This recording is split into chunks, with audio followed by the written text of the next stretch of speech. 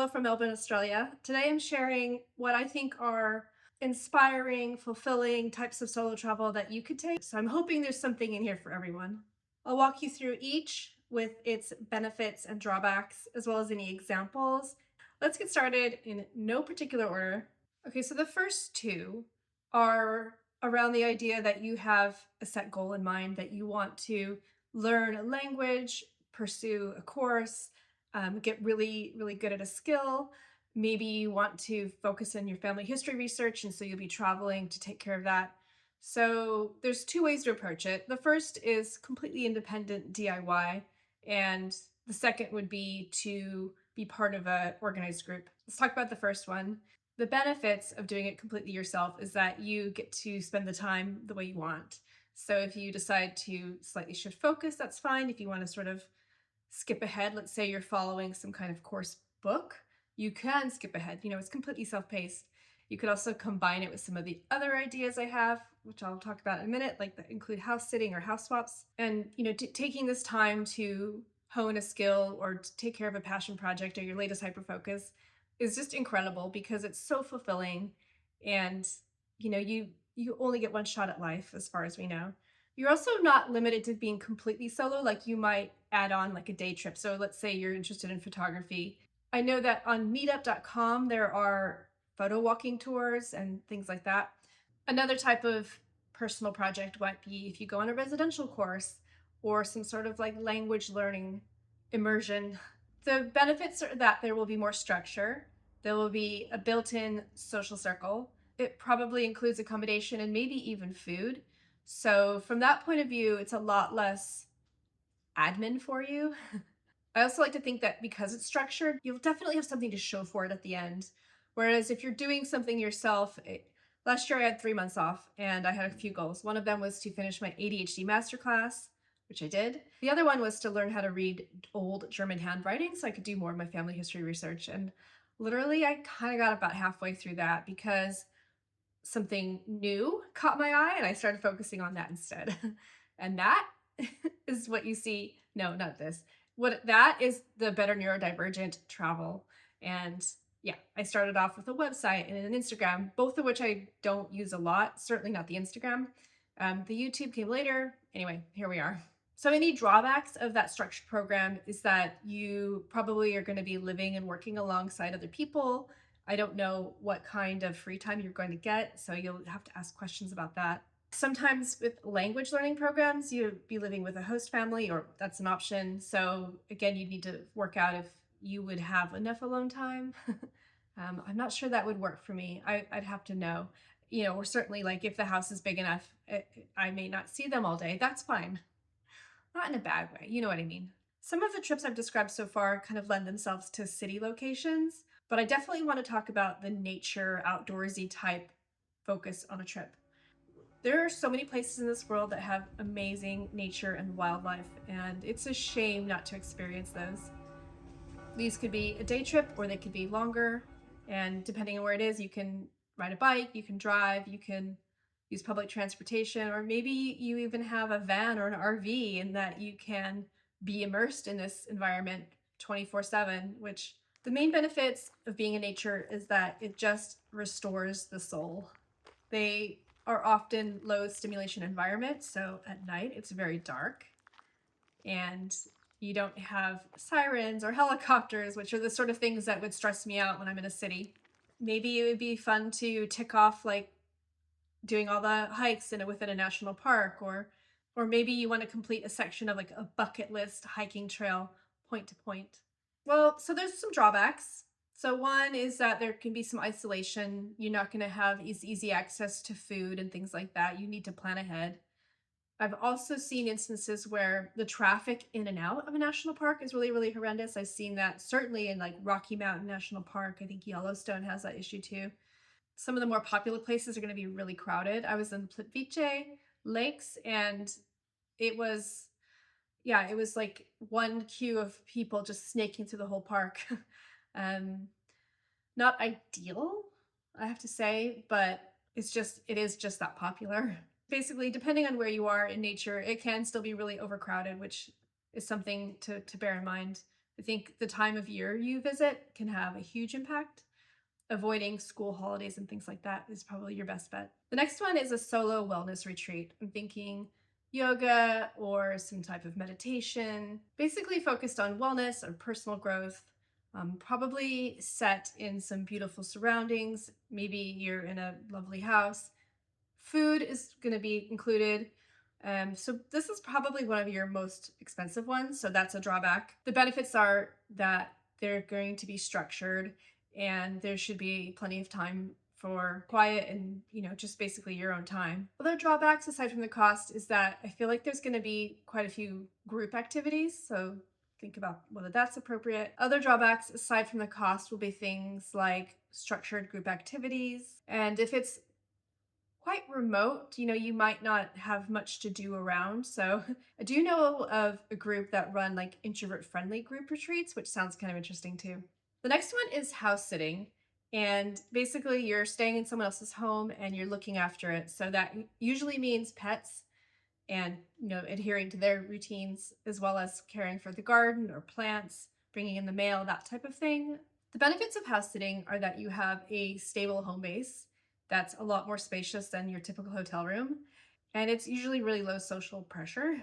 One of the main benefits is you have all of the comforts of home. So, cooking facilities, good coffee making facilities, laundry, dishwasher, maybe.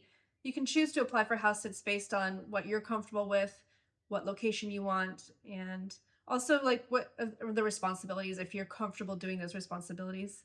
With dogs, often you have to go walking them 2 or 3 times a day. Other house sits, it just might be, it just depends, right? What I'm trying to say is that you know what you're getting into because it's all beautifully detailed out in the ad. And then the homeowner will also give you a detailed like guide to the house, to the neighborhood, to the pets, etc. So typically with house sitting, the tasks around the pets are, a bit in the morning, a bit in the evening, and then the rest of the time is your own. Of course, there's drawbacks. House sitting comes with huge responsibility. You are looking after somebody's family members if there's pets, and almost always house sitting involves pets because if it's just plants, you can usually get a neighbor just to pop in, right? Be very clear about what the responsibilities are around the pets. Some animals can't be left for too many hours in a day. Others, it's fine. Be clear what the gardening tasks are because it can feel quite demanding otherwise if you don't know exactly what you're getting into until you get there. It's worth mentioning the social obligations. Up front, you'll probably do a video interview with the homeowner, and that's just a chance to ask each other questions. Honestly, it's a good thing. After that, they might want to meet you in person. I actually don't mind because it's actually really helpful to get to know them, see where things are, ask questions. And it's harder to do on a video call. Once you're actually there, you can sort of see the 360-degree space.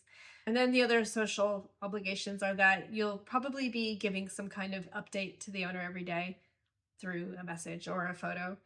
But again, that's not hard. I suppose it's worth mentioning there could be some unexpected issues that come up along the way. Maybe something gets broken or the pet's not behaving the way you were expecting. I've experienced that, but honestly, it's been fine. No, the hardest part is balancing being self-sufficient with also being proactively asking if something isn't right. But I think you do figure it out over time. You get a feel for how to approach these things. So I've done many, many house sits in 4 countries now. And I actually really, really like it. I mean, it's like, the more you do it, the more familiar with what to expect. It just becomes a lot more fluid and relaxed. The next one is house swapping. It's similar to house sitting in that you have that familiar homey environment. The only difference is that you are also giving up your space. If you have a home and you're allowed to, let's say you're either the homeowner or you have permission from the landlord, you can do house swaps. And I've done that. It was pretty great. We even swapped cars and they actually looked after my cat. So it worked out really, really well. Again, no money changes hands.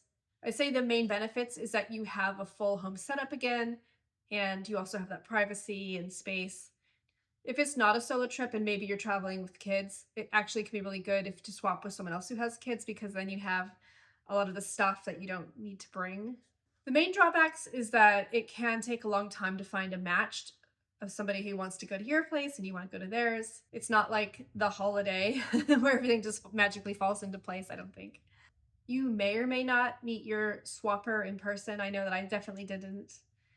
We just had, I think, video calls. So just like house sitting, there's also several home swapping platforms. There's also Facebook groups that do that. I'm personally a little bit wary of Facebook groups because there's no protection. Like literally, they could just be anybody. um, but yeah, it's up to you. Whatever you're comfortable with. I mean, maybe by the time you've had video calls and shown each other around, then it won't feel as weird and it's fine. I also know people who house swap with friends or friends of friends, family members. The next type of solo trip is your long-term travel, your sabbatical, your career break. And this is extended time off to recharge, explore. The time is yours. It could definitely be combined with some of the other types of solo trip I'm describing. The benefits of having an extended time away are that you don't feel rushed and you don't have this pressure to cram everything in. You can also get to know people and get to know the locals and have a more deep cultural immersion, which I think is really, really interesting. The drawbacks are that if you're moving around too much, you can feel pretty disconnected and pretty exhausted pretty quickly. Also, it can be really expensive, especially if you aren't earning any money right at that point in time. So, I mean, if you've saved a whole bunch of money up, great. That's awesome. I recommend you do that. That's what I did. You know, if you're doing that backpacking style and you're meandering around, you're going to be looking for accommodation as you go. I mean, that can be pretty draining as well. But if, you know, on the other hand, if you are able to plan everything up front, that's also really good. Another drawback is that if you're traveling for a long amount of time, the social connections might not be there and it can be pretty lonely. But my approach to that is to try to join local meetup groups, especially if I know I'm going to be there for a while, or local Facebook groups. So, similar to that is the digital nomad life. And that's where you take your work on the road with you. One of the great benefits is that you have that freedom and flexibility to explore different places within reason. There's some limitations, but at the same time, you still have money coming in. There's a few drawbacks, of course. The cost and quality can vary quite a lot, especially if they know that they're catering towards the digital nomad who is traditional digital nomads are drawn to places with a cheaper cost of living, but they can still get overcharged. So yeah, see see what feels right for you. As well, if you're working, there's the time zone issue, there's the taxes issue, and there's the reliable Wi-Fi issue, or even just having a quiet place to work. But for me, house sitting, I forgot to mention this, incredibly useful for Wi-Fi and working. It's typically quiet. Occasionally I have a cat, bothering me, but cats sleep a lot too, so it's fine. The digital nomad life there's quite a lot of research to be done, but there's quite a few good Facebook groups. My pro tip is to search for your question ahead of time because chances are it's already been asked, and people don't like seeing the same question over and over and over again. Another solution, though, to the working space issue is co-working spaces. I know that there are co-working spaces springing up all the time in popular digital nomad places. It means you have a place to work and Wi-Fi and a bit of a community. I don't know what it's like for sound. Like, I prefer to be somewhere where I don't have lots of distractions. So, if it was like a co-working space where I had a little, I don't know, you know what I mean? There's little walls, like if you're at the DMV, you know what I mean? Where I don't have visual distractions and I can just put my headphones in. So that would work for me fine. Other people don't mind working in cafes because it's like built-in body doubling. And I have experienced that, but for me, for the most part, I find cafes too noisy and distracting. The sound of them banging out the coffee grounds off of an espresso machine, that doesn't work for me, or the sound of the steam. Maybe if I was in a different room adjacent to the noise, that could be good.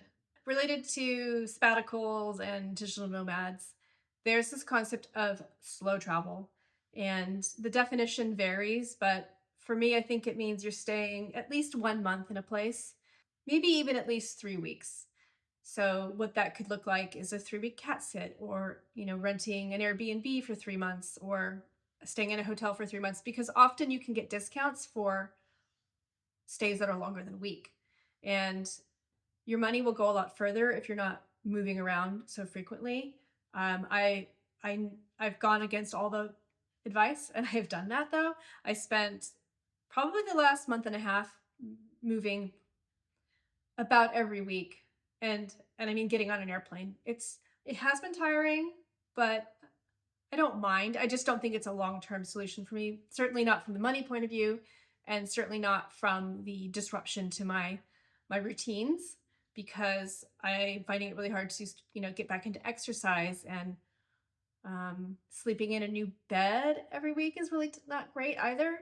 But I mean, at the same time, if I'm not paying for accommodation, I have to prioritize that. It's just the trade-off that I make. If I don't have the possibility to stay somewhere for a week, I have tried to do a 2-night minimum. And that means that, I'm not losing time every day, either unpacking or repacking. There also has been occasions where I just have one night somewhere.